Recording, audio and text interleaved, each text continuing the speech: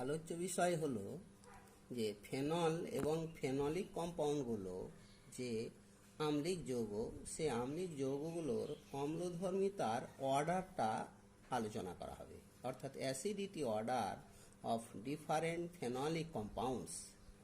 এখন এই phenolic compounds বা ফেনলের ডেরিভেটিভগুলো মূলত তৈরি হয় ফেনলের যে নিউক্লিয়াসের, অর্থাৎ এর মানে বেঞ্জিন বলয়ের হাইড্রোজেনগুলো বিভিন্ন প্রতিস্থাপক দ্বারা প্রতিস্থাপিত হয়ে যে সমস্ত যৌগগুলো তৈরি হয় সেটাই হলো গিয়ে ফেনলের ডেরিভেটিভ বা ফেনলিক কম্পাউন্ডস। সেই ফেনলিক কম্পাউন্ডসের এটা অম্লধর্মিতা, এটা হবে আলোচনা হবে কি টাইপের অম্লধর্মিতা প্রদর্শন করবে। তাদের অর্ডারটা বার করতে গিয়ে দেখা যাবে যে সমস্ত প্রতিস্থাপকগুলো ফেনলে যুক্ত, সেই প্রতিস্থাপকগুলোর প্রভাব অম্লধর্মিতার উপর কীরকম পড়বে সেটাই আলোচনা হবে। Effect of substituent on acidity of phenol. এখন এটা ফেনলে তাহলে যে সমস্ত প্রতিস্থাপক গ্রুপ যুক্ত থাকবে তাদের চরিত্রের উপর নির্ভর করবে। এই যদি একটা ফেনলিক কম্পাউন্ড হয়ে থাকে ফেনল, এতে একটা যে কোনো একটা প্রতিস্থাপক ডেরিভেটিভ সেটাকে জি দিয়ে চিহ্নিত করা হলো। এখন এই ফেনলটা যখন আংশিকভাবে বিয়োজন ঘটবে, হাইড্রোজেন আয়ন এই বন্ধন থেকে এই বন্ধন থেকে অক্সিজেন ইলেকট্রন টেনে নিল, যার ফলে এটা ফেনক্সাইড আয়নে পরিণত হলো আর হাইড্রোজেন আয়নে পরিণত হলো। এই ফেনক্সাইড আয়ন C6H5O- আর এই প্রতিস্থাপক এটা হলো গিয়ে জি। এতে এটা ফেনল যখন প্রোটন ত্যাগ করবে তার আগে এটা অ্যাসিডিক যৌগ হয়ে আছে, অর্থাৎ এটা অ্যাসিড। এই অ্যাসিড থেকে যখন প্রোটন বেরোলো তখন এই অ্যাসিডেরই এটা হলো গিয়ে কনজুগেট বেস ফেনক্সাইড আয়ন। এই ফেনক্সাইড আয়ন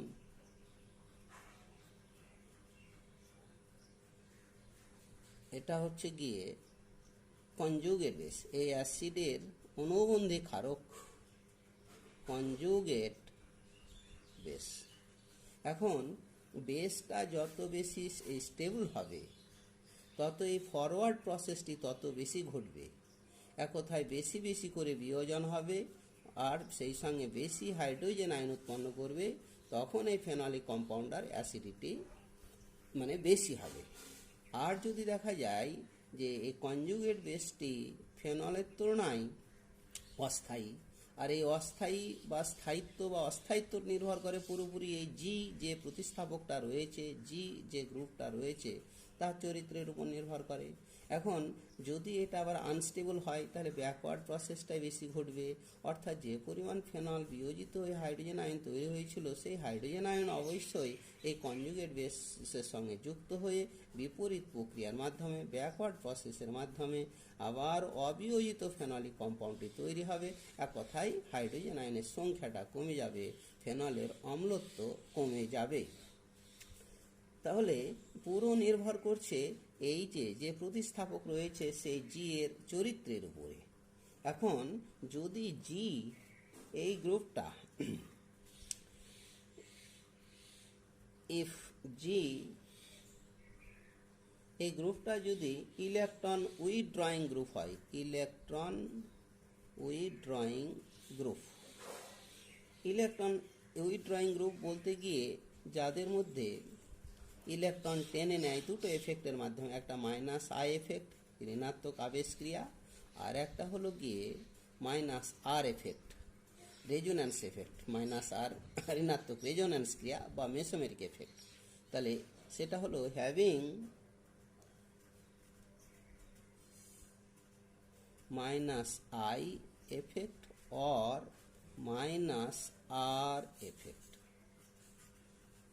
এই দুটো এফেক্ট যদি থাকে তাহলে তারা সবসময় ইলেকট্রন টেনে নেবে, এটিকে বলা হয় ইলেকট্রন উইথড্রয়িং গ্রুপ। যেমন like NO2 cyanide, CHO aldehyde group, carboxylic group COOH, সেই সঙ্গে হ্যালোজেন গ্রুপ। হ্যালোজেন গ্রুপের ক্ষেত্রে অবশ্য -I এবং +R দুটোই রয়েছে। X অর্থাৎ হ্যালোজেন গ্রুপ ইত্যাদি এটসেট্রা। এই জাতীয় গ্রুপগুলো যদি এই বেঞ্জিন বলয়ে যুক্ত থাকে, তাহলে এই জাতীয় গ্রুপগুলোর বৈশিষ্ট্য হচ্ছে এটা স্টেবিলাইজেস অর্থাৎ ইলেকট্রন যদি টেনে নেয়, তাহলে ফেনক্সাইড আয়নের ক্ষেত্রে এই গ্রুপটা বেঞ্জিন বলয় থেকে ইলেকট্রন টেনে নিলে স্বাভাবিকভাবে এই অ্যানায়নিক চার্জটা এদের সঙ্গে রেজোন্যান্সে যদি ছড়িয়ে পড়ে অর্থাৎ ডিলোকালাইজড হয়ে থাকে, সেই সিস্টেম বেশি স্টেবল হবে। এটা যত বেশি স্টেবল হবে, ফরওয়ার্ড প্রসেসটি তত বেশি ঘটবে এবং সেই সঙ্গে বিয়োজন বেশি হবে, অ্যাসিডিটি তত বাড়বে। অর্থাৎ এই জাতীয় গ্রুপগুলো স্টেবিলাইজেস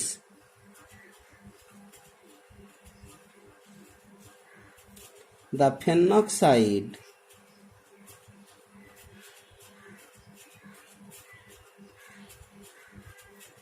ion relative to ফেনল।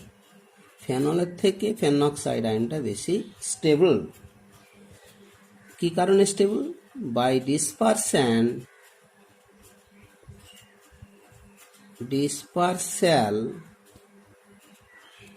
মানে ডিলোকালাইজিং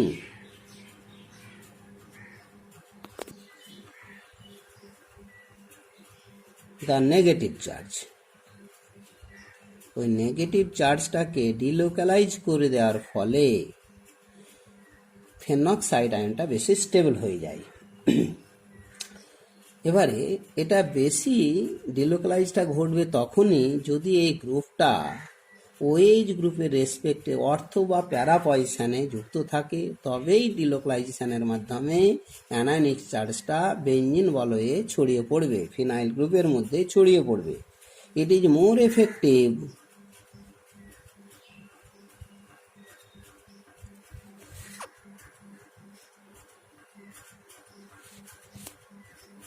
when electron withdrawing group অর্থাৎ -R এফেক্ট যাদের মধ্যে রয়েছে occupied in ortho or para position,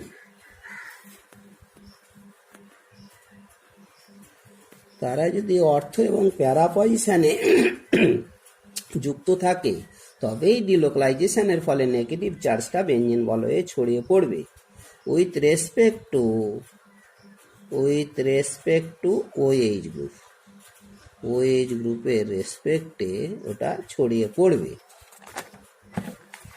যদি এবারে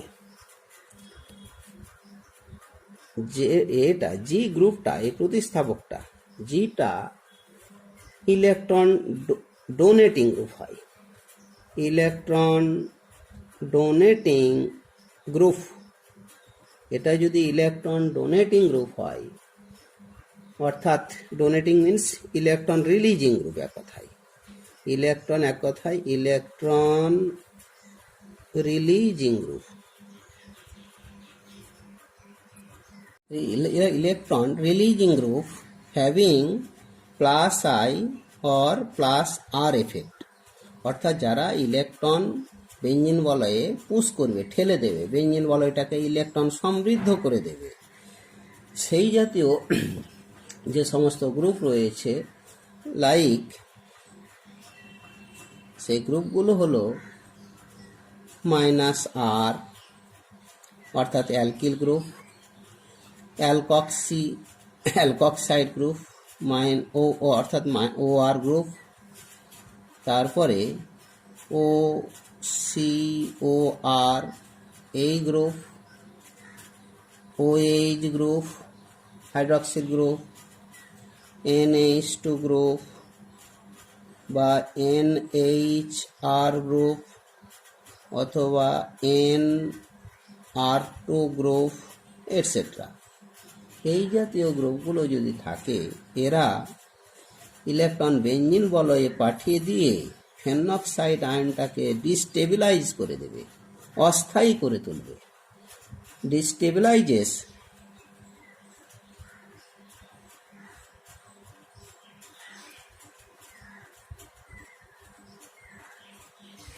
the phenoxide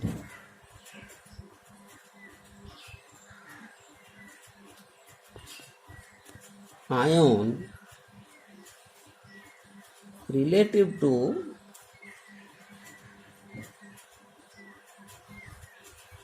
phenol by intensifying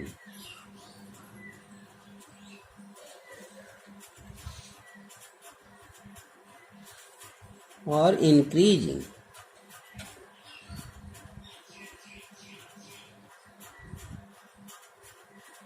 the negative charge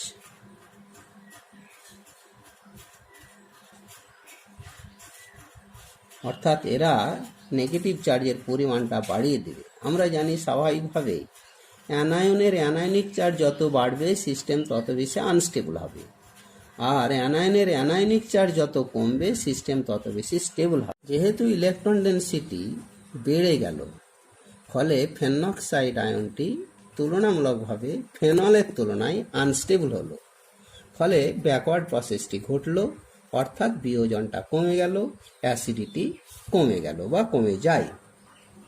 এবারে এই গ্রুপটা এই কমে যাওয়া বেড়ে যাওয়ার পরিমাণটা, ইলেকট্রন ডেনসিটি বেড়ে যাওয়ার পরিমাণটা, এটা মোর এফেক্টিভ হবে যদি সেই প্রতিস্থাপক গ্রুপটা OH গ্রুপের রেসপেক্টে অর্থ বা প্যারা পজিশনে অবস্থান করে। If electron donating group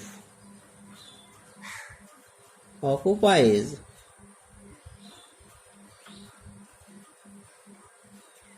in ortho or para position with respect to OH group, OH গ্রুপের সাপেক্ষে ওই ইলেকট্রন ডোনেটিং গ্রুপটা যদি অর্থ প্যারা পজিশনে থাকে, তাহলে বেশি করে ইলেকট্রন ডোনেট করবে, ফেনক্সাইড আয়নটাকে বেশি করে আনস্টেবল করে তুলবে। একটা এক্সাম্পল আকারে নিই, যদি ইফ সেই জি গ্রুপ এটা যদি NO2 গ্রুপ হয়ে থাকে, নাইট্রো গ্রুপ, সেটা ইলেকট্রন উইথড্রয়িং গ্রুপ একটা।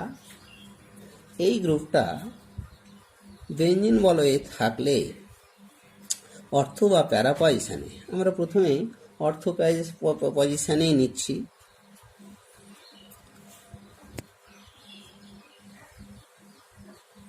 OH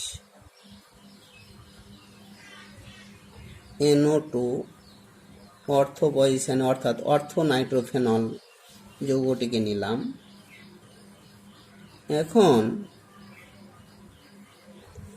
NO2 এই যে নাইট্রোজেন অক্সিজেন ডবল বন্ড রয়েছে, এটা যখন পাই ইলেকট্রনটা অক্সিজেন টেনে নেবে, স্বাভাবিকভাবে এই পাই ইলেকট্রনটা এখানে শিফট করবে, তার ফলে আরও একটা রেজোনেটিং স্ট্রাকচার আমরা পেয়ে গেলাম। সেই স্ট্রাকচার, দ্বিতীয় যে রেজোনেটিং স্ট্রাকচার, তার গঠনটা হয়ে গেল OH, পাই ইলেকট্রন টেনে নিল, তাই এখানে পজিটিভ চার্জ তৈরি হয়ে গেল, এখানে ডবল বন্ড এসে গেল O মাইনাস, এটা অসমযোজী বন্ধন, দুটো ডবল বন্ড যেখানে যেখানে ছিল সেখানে থেকে গেল। পরবর্তী রেজোনেটিং স্ট্রাকচার, এবারে পজিটিভ চার্জের কারণে পাইটা এবারে এখানে শিফট করলো। 3 নম্বর রেজোনেটিং স্ট্রাকচার যেটা হলো সেটা হচ্ছে OH N double bond O minus, অসমযোজী বন্ধন, পাইটা এখানে শিফট করলো, স্বাভাবিকভাবে পজিটিভ চার্জটা এখানে এসে গেল। পরবর্তী রেজোনেটিং স্ট্রাকচার, এবারে আবার পজিটিভ চার্জের কারণে পাইটা এখানে শিফট করলো, পজিটিভ চার্জটা এই অর্থ পজিশনে চলে এলো।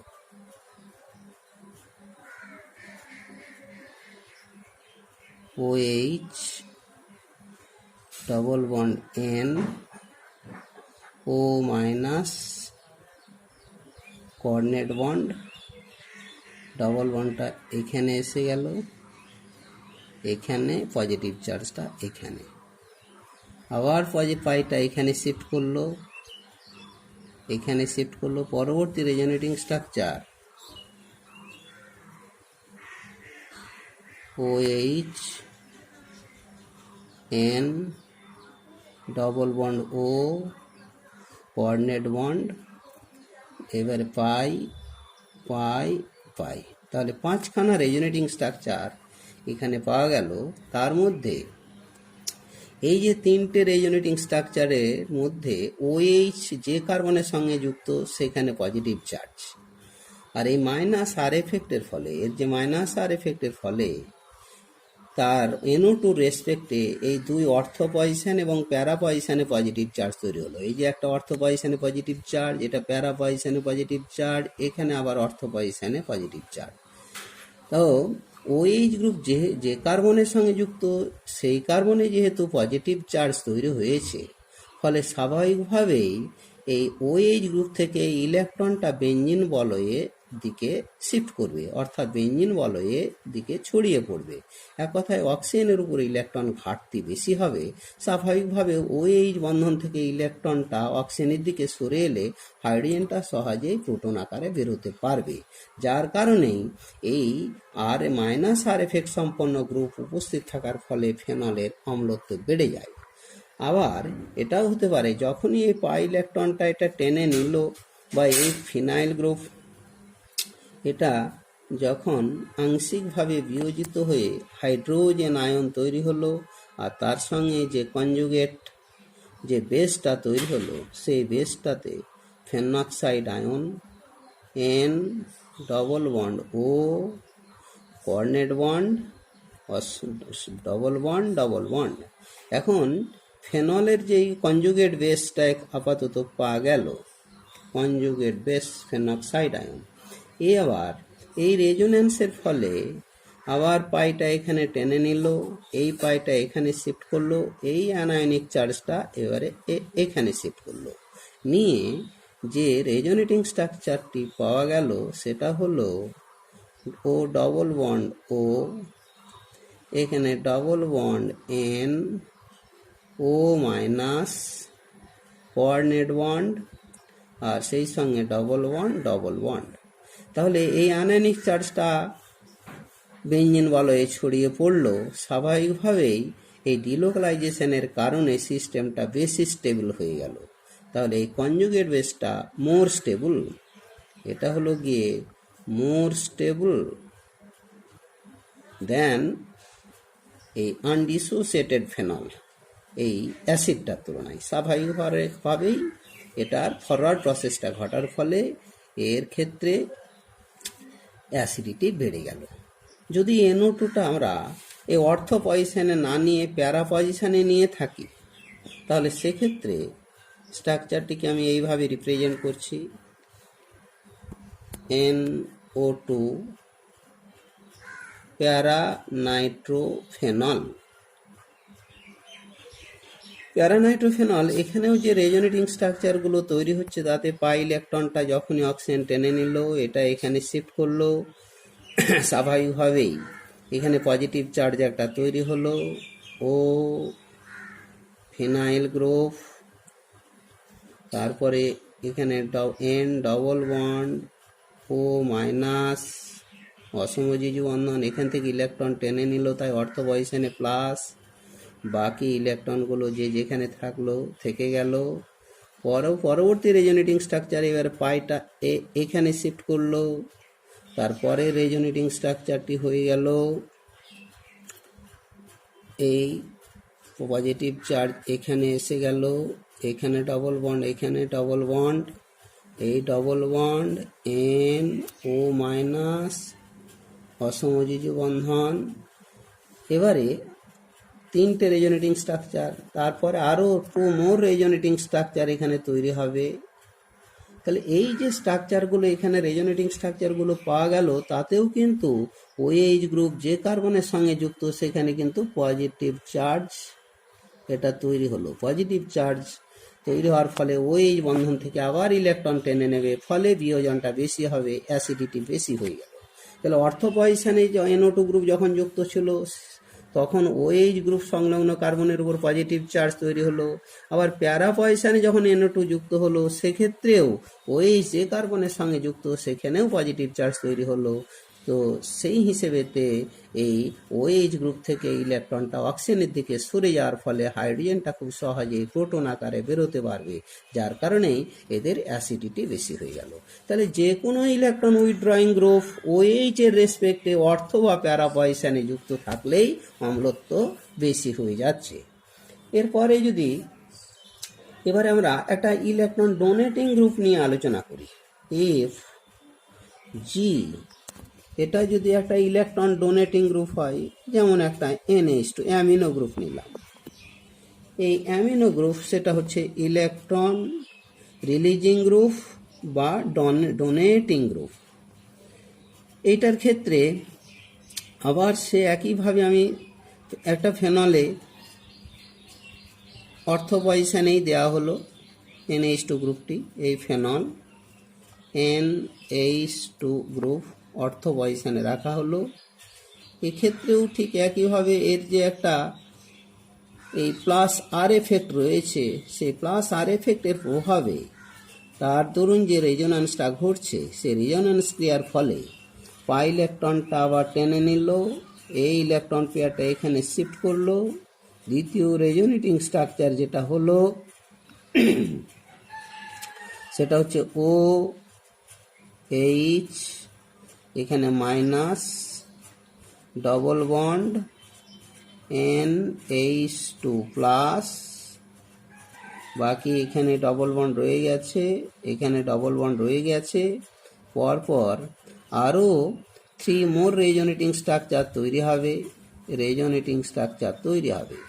তাতে এই যে স্ট্রাকচারটি পেলাম, এই NH2 প্লাস আর এফেক্টের ফলে OH যে কার্বনের সঙ্গে যুক্ত সেই কার্বনে অ্যানায়নিক চার্জ তৈরি হওয়ার ফলে OH বন্ধন থেকে ইলেকট্রন বেঞ্জিন বলয় টেনে নেবে না, বরং OH গ্রুপটা বেঞ্জিন বলয় থেকে ইলেকট্রন টেনে নিয়ে অক্সিজেনের উপর ইলেকট্রন ডেনসিটি বাড়বে।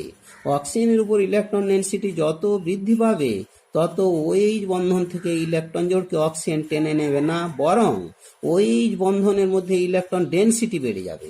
একটা বন্ধনের মধ্যে ইলেকট্রন ঘনত্ব যত বাড়বে বন্ধনটা তত শক্তিশালী হবে, তার বিয়োজন তত কম হবে, যার কারণেই এই ইলেকট্রন ডোনেটিং যে কোনো গ্রুপ, বিশেষ করে অর্থ বা প্যারা পজিশনে যুক্ত থাকলে ফেনলের অম্লত্বটা কমে যায়। এবার আমি কতগুলো অ্যাসিডিটি অর্ডার, কতগুলো ফেনলিক কম্পাউন্ড তার অ্যাসিডিটি অর্ডারটা নিয়ে আলোচনা করব রিলেটিভ। এবারে ফেনলে বিভিন্ন প্রতিস্থাপক যুক্ত করে তাদের যে অ্যাসিডিটি বিভিন্ন হবে, এক কথায় তাদের আপেক্ষিক অম্লত্ব পরিমাণ নির্ণয় করা হবে। সেটা হলো গিয়ে আমরা বেশ কতগুলো এক্সাম্পল দিয়ে ব্যাখ্যা করব।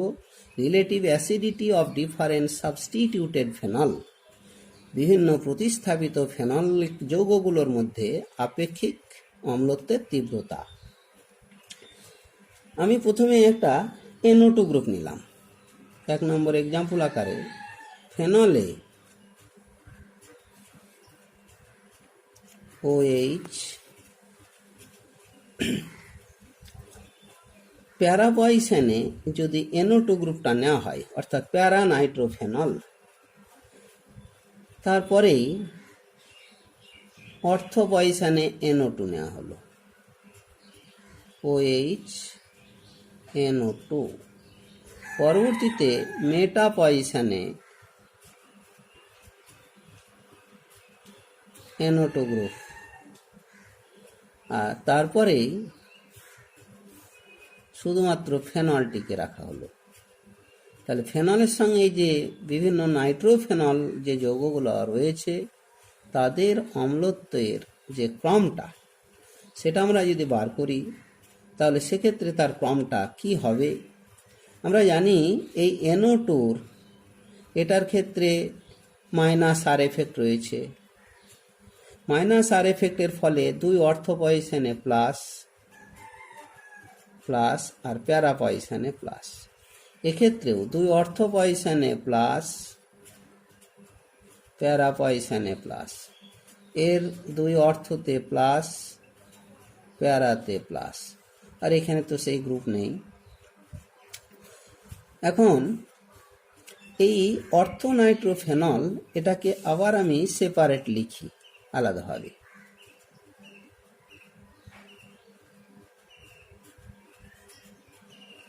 OH NO2 অর্থোনাইট্রোফেনল,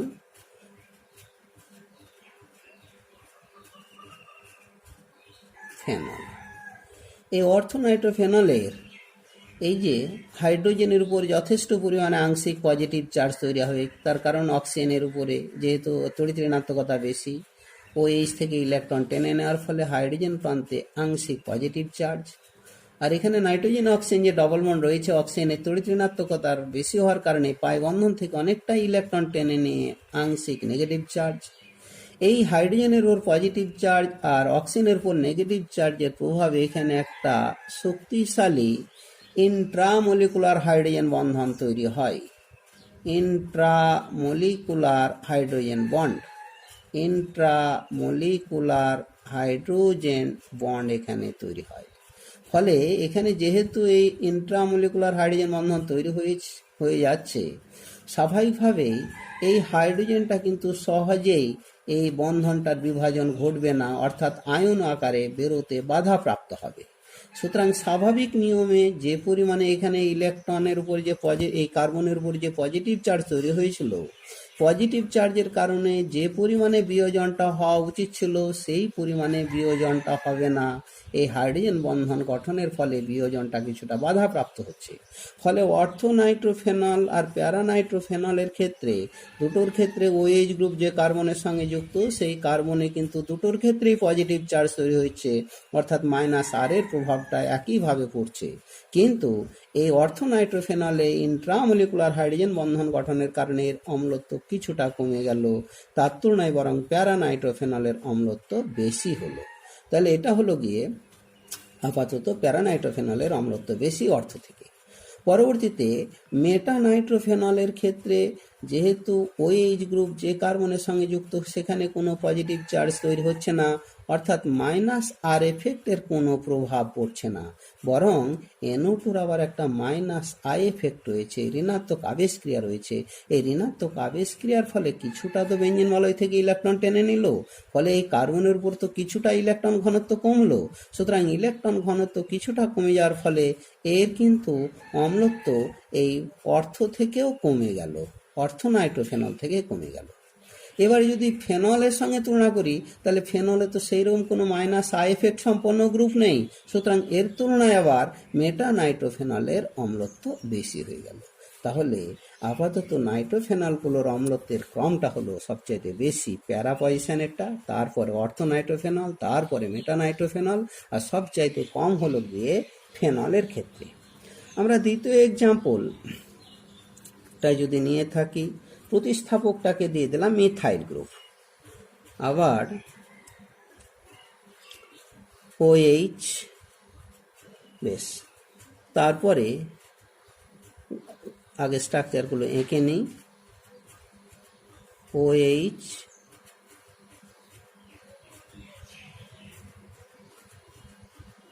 OH,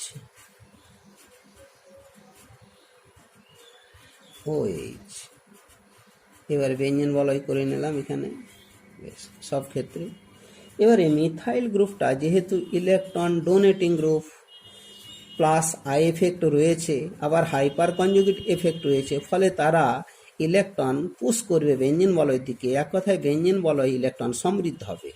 বরং যদি ফিনাইল গ্রুপের মধ্যে বেঞ্জিন বলয়ে যদি মিথাইল গ্রুপ না থাকে তাহলে বরং তারই অ্যাসিডিটি বেশি হবে। তাহলে যেহেতু এটাকে যদি ফেনল আকারে রাখি, যদি কোনো প্রতিস্থাপক না দিয়ে থাকি, তাহলে এর অ্যাসিডিটি বাকি যে মিথাইল গ্রুপ দেওয়ার ফলে যাদের অ্যাসিডিটি হবে তার তুলনায় এটা বেশি হবে।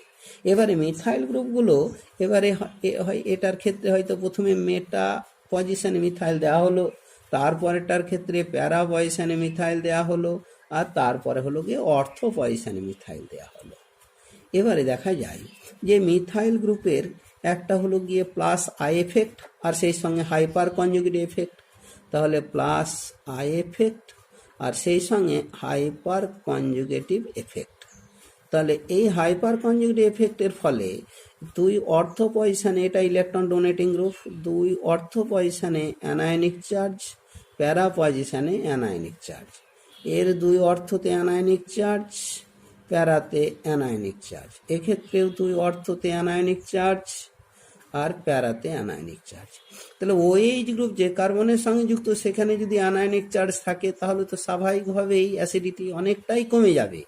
বরং সেক্ষেত্রে এখানে কিন্তু সেই অ্যানায়নিক চার্জটা নেই, তো সেই হিসেবেতে এদের দুটোর তুলনায় এরই অম্লত্ব বেশি হয়ে গেল। এবারে এই দুটোর ক্ষেত্রে দুটোতেই তো OH গ্রুপ যে কার্বনের সঙ্গে যুক্ত অ্যানায়নিক চার্জ রয়েছে। এবার আমাদের ধরে নিতে হবে মিথাইল গ্রুপের যে প্লাস আই এফেক্ট রয়েছে, যে আগে উল্লেখ করেছি মিথাইলের যে প্লাস আই এফেক্ট রয়েছে, এই আই এফেক্টটা আবেশ ক্রিয়াটার দূরত্বের উপর নির্ভর করে। এখানে OH গ্রুপ থেকে মিথাইল গ্রুপের দূরত্ব অনেক বেশি, ফলে আবেশ ক্রিয়ার ফলে, ধনাত্মক আবেশ ক্রিয়ার ফলে এখানে যে পরিমাণে ইলেকট্রন ডেনসিটি বাড়বে, এখানে কাছে আছে বেশি পরিমাণে ইলেকট্রন ডেনসিটি বাড়বে। ফলে স্বাভাবিকভাবে এই OH গ্রুপ যে কার্বনের সঙ্গে যুক্ত সেই কার্বনে খুব বেশি করে ইলেকট্রন ডেনসিটি বেশি হয়ে যাওয়ার কারণেই এই OH থেকে অর্থাৎ এর অ্যাসিডিটি কমে গেল। তাহলে এর তুলনায় বরং এই প্যারা ক্রিসলের অ্যাসিডিটি বেশি হলো। তাহলে অ্যাসিডিটি অর্ডার হিসাবে ফেনলের সবচেয়ে বেশি, তারপরে একটু কম মেটাক্রিসল, তারপরে প্যারাক্রিসল, তারপরে হলো গিয়ে অর্থক্রিসল। আচ্ছা, আরও একটা গ্রুপ দিচ্ছি আমি 3 নম্বর এক্সাম্পল আকারে নিয়ে নিলাম যে মিথক্সি গ্রুপ দিলাম। ফিনাইল গ্রুপগুলো আবার এঁকে নিই। OH, OH,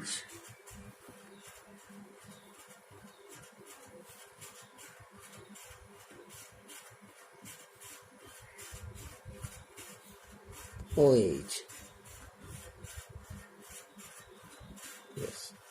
এবারে মিথক্সি গ্রুপগুলো দিয়ে দেব। মিথক্সি গ্রুপ এর শক্তিশালী ইলেকট্রন ডোনেটিং এফেক্ট রয়েছে। এখন যদি প্রথমে আমরা এই মেটা পজিশনে OCH3 গ্রুপটা দিয়ে রাখি, তাহলে এই দুটোকেই যদি তুলনা করি, এখানে মিথক্সি গ্রুপটা দেওয়া হলো না, তাহলে এই দুটোর মধ্যে এই মিথক্সি গ্রুপের আবার একটা শক্তিশালী প্লাস আর এফেক্ট রয়েছে, ইলেকট্রন ডোনেটিং ক্রিয়া রয়েছে। আবার সেই সঙ্গে কার্বন আর অক্সিজেনের মধ্যে অক্সিজেনের তড়িৎ ঋণাত্মকতা বেশি, যেহেতু একটা দুর্বল মাইনাস আই এফেক্ট রয়েছে। এখন আর এফেক্টের প্রভাবটা বেশি, এখন প্লাস আর এফেক্টের ফলে আবার দুই অর্থ পজিশনে মাইনাস চার্জ, প্যারা পজিশনে মাইনাস চার্জ। এবারে এইটার রেসপেক্টে এখানে তো কোনো মাইনাস চার্জ, অর্থাৎ ওই যে কার্বনের সঙ্গে যুক্ত সেখানে মাইনাস চার্জ এখানেও নেই, এখানেও নেই, কিন্তু এখানে মিথাইলের যে একটা রয়েছে, অক্সিজেনের তড়িৎ ঋণাত্মকতা বেশি হওয়ার কারণে মাইনাস আবেশ ক্রিয়া রয়েছে, বলয় থেকে তো কিছুটা ইলেকট্রন টেনে নিয়েছে। ফলে এখানে এই কার্বন আর এই কার্বন, এই দুটো কার্বনের মধ্যে বরং এখানে এই কার্বনের ইলেকট্রন ডেনসিটি একটু কমে গেল। আর ইলেকট্রন ডেনসিটি OH গ্রুপ সংলগ্ন কার্বনের ইলেকট্রন ডেনসিটি যত কম হবে অম্লত্ব তত বেশি হয়ে যাবে। তো এই ক্ষেত্রে যেহেতু কমে গেল, তাহলে আপাতত এই অর্থমিথক্সি ফেনলের, মেটামিথক্সি ফেনলের অম্লত্ব তুলনামূলকভাবে বেশি হলো ফেনল থেকে।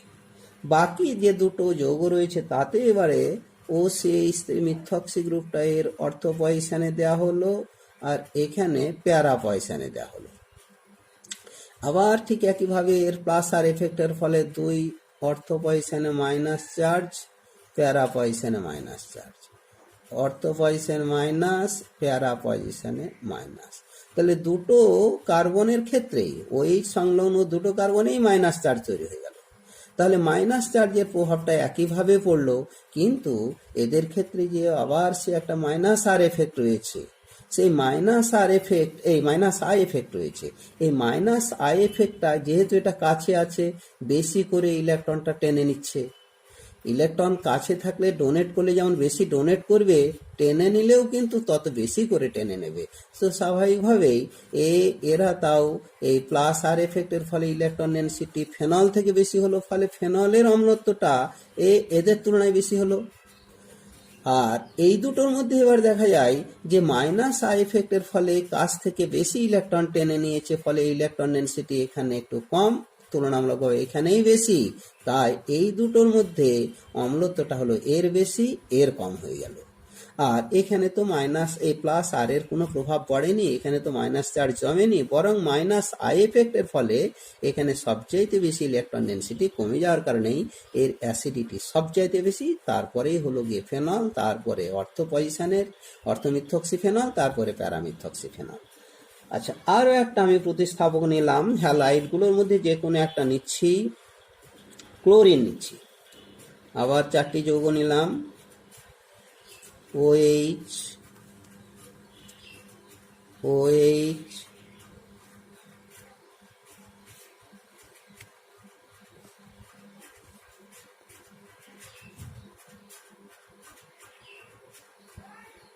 OH।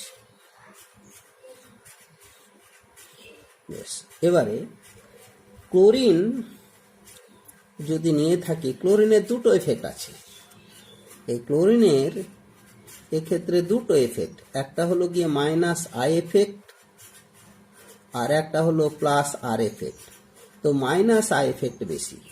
এটার ক্ষেত্রে যেমন দুটো এফেক্ট ছিল, OCH3 গ্রুপের এরও দুটো এফেক্ট ছিল, একটা হলো গিয়ে প্লাস আর এফেক্ট আর একটা মাইনাস আই এফেক্ট। প্লাস আর এফেক্টটা অনেক বেশি ছিল। আর মিথাইলের এফেক্টগুলো তো উল্লেখ করা আছে। মিথাইলের ক্ষেত্রে সেও একইভাবে হাইপার কনজুগেট এফেক্ট এবং প্লাস আই এফেক্ট, এটা সব দেওয়া আছে। এইটার ক্ষেত্রে যেটা হচ্ছে যে ফেনলে যদি এবারে একটা হ্যালোজেন দেওয়া হয়, মাইনাস আই এফেক্ট যদি বেশি হয়ে থাকে, সুতরাং দূরত্বের উপরেই অম্লত্বের ক্রমটা নির্ভর করবে। দূরত্ব যত কম হবে তত বেশি বেশি করে ইলেকট্রন টেনে নেবে। তাহলে অর্থ পয়সানে যদি আমি ক্লোরিন দিয়ে থাকি, স্বাভাবিকভাবেই এর অম্লত্ব সবচাইতে বেশি হবে। তা থেকে একটু দূরত্ব বেশি হয়ে গেল, মেটা পয়সানে দিয়ে দিলে OH থেকে মেটা পয়সানে ক্লোরিনের দূরত্ব বাড়লো, আরও একটু বেড়ে যাবে প্যারা পয়সানে দিয়ে দিলে। তাহলে এইখান থেকে সবচাইতে বেশি করে ইলেকট্রন টেনে নেবে, ফলে OH যে কার্বনের সঙ্গে যুক্ত সেই কার্বনে ইলেকট্রন ডেনসিটি সবচাইতে কম হবে, এক কথায় বিয়োজন সবচাইতে বেশি হবে।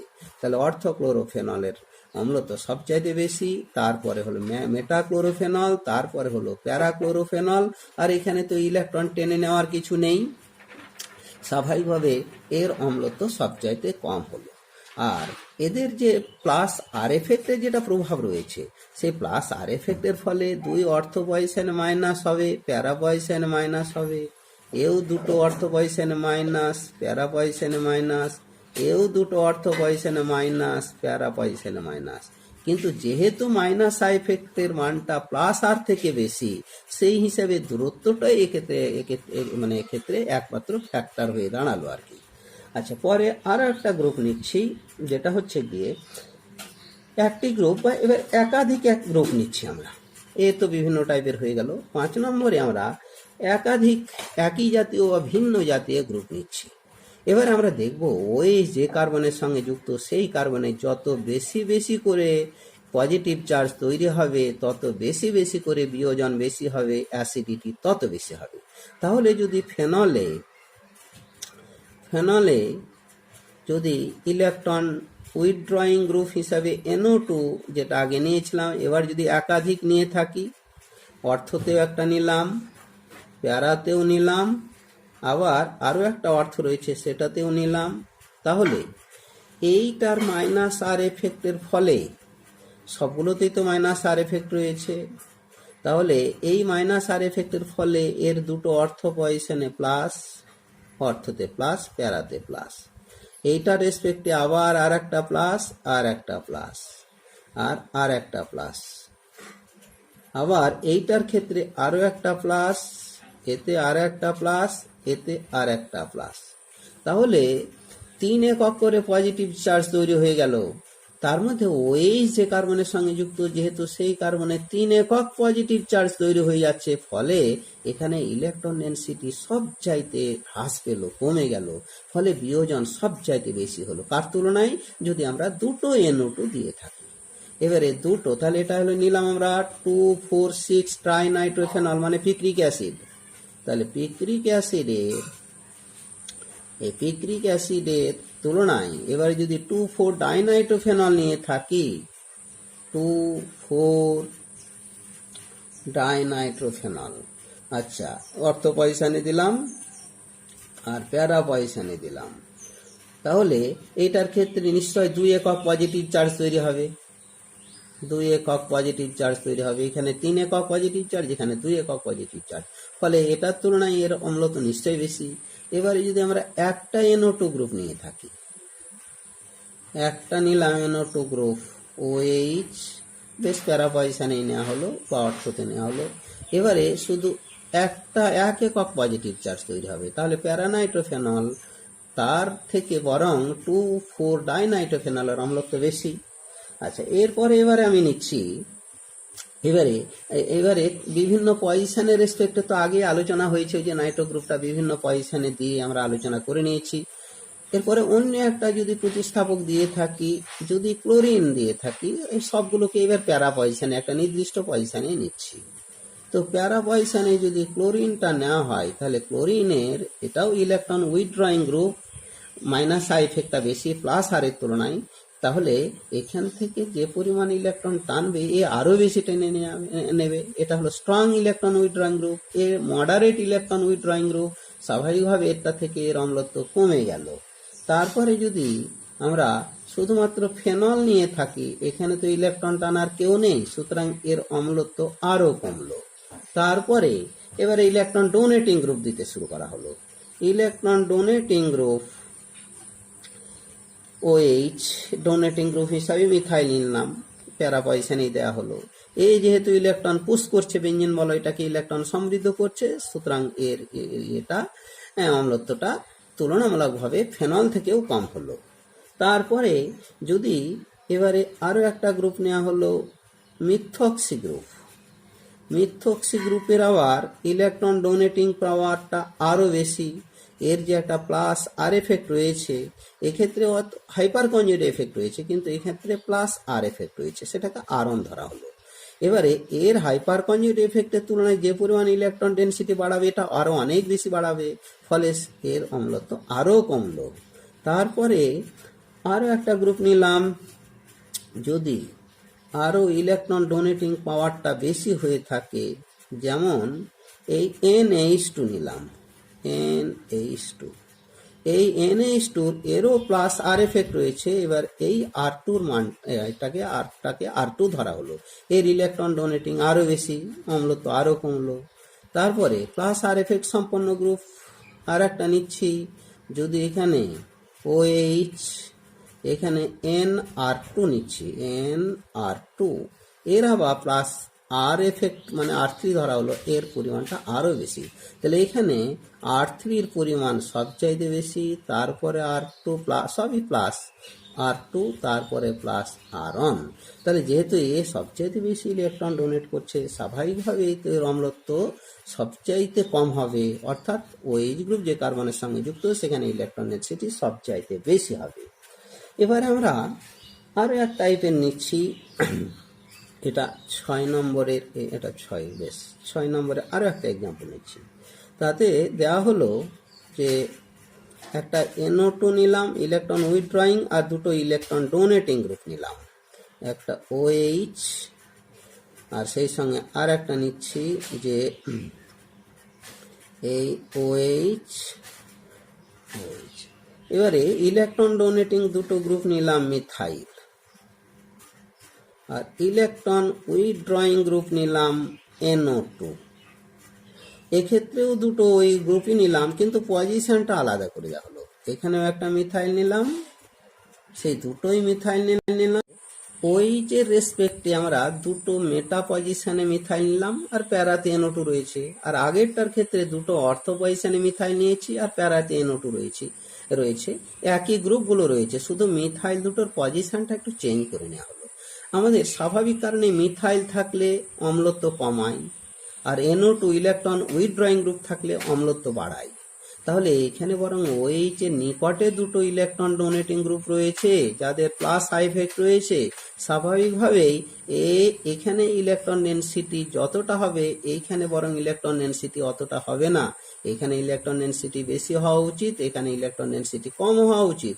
এখানে ইলেকট্রন ডেনসিটি কম মানে এর তাহলে অম্লত্ব বেশি হয়ে যাওয়ার কথা, কিন্তু বাস্তবে তা হচ্ছে না। কেন হচ্ছে না? যে এখানে এরা যে পরিমাণ প্লাস আই এফেক্টের ফলে বা হাইপার কনজুগেটিভ এফেক্টের ফলে যে পরিমাণ ইলেকট্রন ডেনসিটি বাড়াবে, তার তুলনায় NO2-র এই মাইনাস আর এফেক্টের ফলে অনেক বেশি করে ইলেকট্রন বলয় থেকে টেনে নেবে। তাহলে এখানেও তো সেই টানবে, কিন্তু বক্তব্য হচ্ছে এই ইলেকট্রন যেটা বলয় থেকে টেনে নিচ্ছে NO2 গ্রুপ এই মাইনাস আর এফেক্টের ফলে, তো রেজোন্যান্স ঘটবে তবেই তো ইলেকট্রনটা টেনে নেবে। আর রেজোন্যান্স ঘটার একমাত্রই শর্ত হলো যে পরমাণুগুলোকে একই প্লেনে আসতে হবে। এখানে নাইট্রোজেন, কার্বন বা মিথাইলে যে কার্বন কার্বন রয়েছে একই প্লেনে এসে যাবে, তবেই রেজোন্যান্স ঘটবে। তো এইটার ক্ষেত্রে NO2 থেকে বরং CH3 গ্রুপ দুটো অনেক দূরে রয়েছে। এখানে কিন্তু NO2টাকে একই প্লেনে আসতে কোনো বাধা সৃষ্টি করবে না। নাইট্রোজেনের সঙ্গে যে বাকি যে দুটো অক্সিজেন রয়েছে তারা যদি সেম প্লেনে থাকে, তাহলে কিন্তু খুব স্বাভাবিকভাবে যে রেজোন্যান্স ক্রিয়াটা আগে আলোচনা করা হয়েছে সে রেজোন্যান্স ক্রিয়াটা ঘটবে এখানে। তাহলে সহজে রেজোন্যান্সটা ঘটবে মানে NO2 বঞ্জিন বলয় থেকে ইলেকট্রন টেনে নেবে। ইলেকট্রন টেনে নিলে দুই অর্থ পজিশনে প্লাস আর প্যারা পজিশনে প্লাস তৈরি হবে। এইখানে কিন্তু দ্বিতীয় যৌগটির ক্ষেত্রে এই মিথাইল গ্রুপ NO2-র খুব কাছে থাকার কারণেই এই নাইট্রোজেনের সঙ্গে যে দুটো অক্সিজেন এদেরকে একই প্লেনে থাকতে দেবে না, বিভিন্ন প্লেনে চলে যাবে। তো এই বিভিন্ন প্লেনে চলে যাওয়ার কারণেই এখানে সে মাইনাস আর এফেক্টটা ঘটবে না, রেজোন্যান্সটা ঘটবে না। না ঘটলে কিন্তু এখানে কিন্তু কোনো পজিটিভ চার্জও তৈরি হবে না। এখানে যেমন পজিটিভ চার্জটা তৈরি হলো, এখানে পজিটিভ চার্জটা তৈরি হবে না স্বাভাবিকভাবেই। তাহলে এই কার্বনের ইলেকট্রন ডেনসিটি কমে গেল, ইলেকট্রনের ঘাটতি হলো, ফলে এর বিয়োজনটা বেশি হলো, এর কমে গেল। বাস্তবে কিন্তু এইটারই অম্লত্ব বেশি হওয়ার কথা ছিল, কিন্তু তা হলো না। কেননা কন্ট্রোল করছে NO2 রেজোন্যান্স ক্রিয়াটা, এক্ষেত্রে কন্ট্রোল করছে। আমরা আরো কিছু এক্সাম্পল যদি নিয়ে থাকি বিভিন্ন ক্যাটাগরি যৌগ নিয়ে, তাদের অম্লত্বের যে ক্রমটা যদি দেখা যায়, যে কিছু যৌগ নিলাম, একটা COOH অক্সালিক অ্যাসিড নিলাম, পরেরটাকে আমরা ফর্মিক অ্যাসিড নিলাম HCOOH, তারপরে একটা কার্বক্সিলিক অ্যাসিড নিলাম RCOOH, তারপরে কার্বনিক অ্যাসিড তথা carbon dioxide H2CO3 carbonic acid বা কার্বন ডাইঅক্সাইড, তারপরে ফেনল C6H5OH, পরবর্তীতে আবার যৌগ হিসাবে জলটাও নেওয়া হলো, তারপরে অ্যালকোহল নেওয়া হলো, তারপরে অ্যাসিটিলিন নেওয়া হলো, তারপরে নিলাম অ্যামোনিয়া, তারপরে ethylene CH2 double bond CH2, তারপরে নিলাম ইথেন CH3 ইথেন। এই যে কতগুলো যৌগ নেওয়া হলো, এদের অম্লত্বের ক্রমটা কি হবে সেটা যদি আমরা আলোচনা করি, তাহলে আমরা জানি যে COOH গ্রুপের একটা মাইনাস আই এফেক্ট রয়েছে। তাহলে এই গ্রুপের রেসপেক্টে এই গ্রুপটা মাইনাস আই এফেক্ট ঋণাত্মক আবেশ ক্রিয়া প্রদর্শন করবে এই গ্রুপটা। তাহলে এই গ্রুপটা থেকে যদি এই গ্রুপটা ইলেকট্রন টেনে নেয়, বা এইটার রেসপেক্টে যদি এইটা ধরে নিই, এটার মাইনাস আই এফেক্ট, তাহলে এই মাইনাস একটা সাপেক্ষে অপরটি যদি মাইনাস আই এফেক্ট প্রয়োগ করছে, তাহলে এই গ্রুপটা থেকে ইলেকট্রন টেনে নিচ্ছে, ফলে এই COOH গ্রুপের ইলেকট্রন ডেনসিটি কমে গেল। কার তুলনায়? ফর্মিক অ্যাসিডে। তো ফর্মিক অ্যাসিডের এই হাইড্রোজেনের আইটা 0, এই হাইড্রোজেনের ইন্ডাকটিভ এফেক্ট হলো 0, এখানে কোনো ইলেকট্রন পুশ করছে, ঠেলে দিচ্ছে না, ফলে COOH গ্রুপ যতটা ইলেকট্রন সমৃদ্ধ, এখানে কিন্তু COOH গ্রুপ ইলেকট্রন ততটা সমৃদ্ধ নয়, এখানে ইলেকট্রনের ঘাটতি আছে। যেখানেই যত বেশি ঘাটতি হবে সেখানে বিয়োজন তত বেশি হবে। তাহলে অক্সালিক অ্যাসিডের অম্লত্বটা ফর্মিক অ্যাসিড থেকে বেশি হয়ে গেল। এবারে এই যে কার্বক্সিলিক অ্যাসিডগুলো নেওয়া হলো আদার্স, তার মধ্যে আবার আর এর হচ্ছে প্লাস আইফেক্ট রয়েছে, এই ইলেকট্রন ঠেলে দিচ্ছে। তাহলে এখানে বরং ইলেকট্রন, হাইড্রোজেনটা ইলেকট্রন ফেলে দিচ্ছিল না, COOH গ্রুপের ইলেকট্রন ঘনত্ব বাড়াচ্ছিল না, এক্ষেত্রে COOH গ্রুপের ইলেকট্রন ঘনত্ব বাড়িয়ে দিল এই আর গ্রুপটা, ফলে স্বাভাবিকভাবে এর তুলনায় এরই অ্যাসিডিটি বেশি হলো। আবার কার্বক্সিলিক অ্যাসিডগুলোর তুলনায় কার্বনিক অ্যাসিডের এমনিতেই স্বাভাবিক কারণে আমরা জানি যে এর অম্লত্বটা কার্বক্সিলিক অ্যাসিডের বেশি, কার্বনিক অ্যাসিডের কম। তার কারণ হলো কি, এখানে কার্বক্সিলিক অ্যাসিড থেকে হাইড্রোজেন আয়নিত হয়ে যে কার্বক্সিলেট আয়ন তৈরি হয়, তার রেজোন্যান্স এনার্জির মানটা অনেকটাই বেশি। ফলে কনজুগেট বেসের স্টেবিলিটি বেশি হওয়ার কারণেই কার্বক্সিলিক অ্যাসিডগুলোর অম্লত্বটা কার্বনিক অ্যাসিড থেকে বেশি। আবার কার্বনিক অ্যাসিড থেকে ফেনলের অম্লত্বটা আবার কার্বনিক অ্যাসিডের বেশি ফেনলের তুলনায়। কারণ হলো, এর আগে আমরা জানি যে ফেনলে আমরা যখন সোডিয়াম বাইকার্বনেট দিয়ে দিই, তাতে কিন্তু সোডিয়াম বাইকার্বনেটকে ডিজলভ করতে পারে না, অর্থাৎ কার্বন ডাইঅক্সাইড তৈরি করতে পারে না। কেন পারে না? যে যদি কার্বন ডাইঅক্সাইড তৈরি হতো, তাহলে সেই কার্বন ডাইঅক্সাইড তুলনামূলকভাবে ফেনলের তুলনায় শক্তিশালী অ্যাসিড, তাই বিক্রিয়া করতে পারে না। ফলে ফেনলের অম্লত্বটা এই বিশেষ করে এই কার্বন ডাইঅক্সাইডের থেকে কম, বা কার্বন ডাইঅক্সাইড বা কার্বনিক অ্যাসিডের অম্লত্বটা ফেনল থেকে বেশি। পরবর্তীতে এই জলের ক্ষেত্রে যদি দেখি যে ফেনলের তুলনায় জলের অম্লত্ব কম, কেননা ফেনল তাও নীল লিটমাসকে লাল করে, জল তো করে না। ফলে সেক্ষেত্রে ফেনলের অম্লত্ব বেশি জল থেকে। জলের পরে যদি অ্যালকোহল তুলনা করি, তাহলে দেখা যাবে অ্যালকোহলের আবার সে একটা প্লাস আই এফেক্ট রয়েছে, ইলেকট্রন পুশ করছে, ঠেলে দিচ্ছে, তার ফলে অক্সিজেনের ইলেকট্রন ঘনত্ব বাড়ছে, বাড়ার ফলে এই বন্ধন বেশি শক্তিশালী হচ্ছে, বিয়োজনটা কম হচ্ছে। এর পরবর্তীতে অ্যাসিটিলিনের ক্ষেত্রে যদি বলি, এবারে এই অম্লত্বটা নির্ভর করে হাইড্রোজেন যে পরমাণুর সঙ্গে যুক্ত, তার আবার ইলেকট্রন নেগেটিভিটির উপর। অক্সিজেনের ইলেকট্রন নেগেটিভিটি বেশি, ইলেকট্রন বেশি করে টেনে নেয়। কার্বনের ইলেকট্রন নেগেটিভিটি কম, এর কম করে ইলেকট্রন টেনে নেয়, কার্বন হাইড্রোজেন বন্ধন থেকে কম পরিমাণে টেনে নেয়, যার কারণে এর অম্লত্ব বেশি, এর কম। এবারে যদি আমি বলি এই অ্যামোনিয়ার রেসপেক্টে, অ্যামোনিয়ার ক্ষেত্রে এবারে দেখা যায় এরই অম্লত্ব বেশি হওয়ার কথা, কিন্তু বাস্তবে এই অ্যাসিটিলিনের যেহেতু এটা সংকর আয়নটা এসপি, এস ক্যারেক্টার বেশি হওয়ার কারণে এই কার্বনের ইলেকট্রন নেগেটিভিটির মান 3.3, অথচ অ্যামোনিয়ার মধ্যে নাইট্রোজেনের ইলেকট্রন নেগেটিভিটির মান 3, তাহলে ইলেকট্রন নেগেটিভিটি কমে গেল, তাই এর অম্লত্ব কমে গেল। ইথিলিনের ক্ষেত্রে কার্বনের ইলেকট্রন নেগেটিভিটি 2.8, আর এক্ষেত্রে নাইট্রোজেনের 3, স্বাভাবিক এটা কমলো। আর ইথেনের ক্ষেত্রে কার্বনের ইলেকট্রন নেগেটিভিটি যদি sp3 হাইব্রিডাইজ হয়ে থাকে তাহলে 2.5 হয়। তাহলে এইটার ক্ষেত্রে যেহেতু sp2 হাইব্রিডাইজ, তাই এর ইলেকট্রন নেগেটিভিটি 2.8, আর এক্ষেত্রে যেহেতু sp3 হাইব্রিডাইজ, এর এস ক্যারেক্টার সবচাইতে কম, এর ক্ষেত্রে অম্লত্ব সবচাইতে কম। এইভাবে আমরা বেশ কতগুলো বিভিন্ন যৌগ নিয়ে তাদেরও অম্লত্বের ক্রমটা আলোচনা করা হলো। বেশ, এখানেই শেষ করা হলো।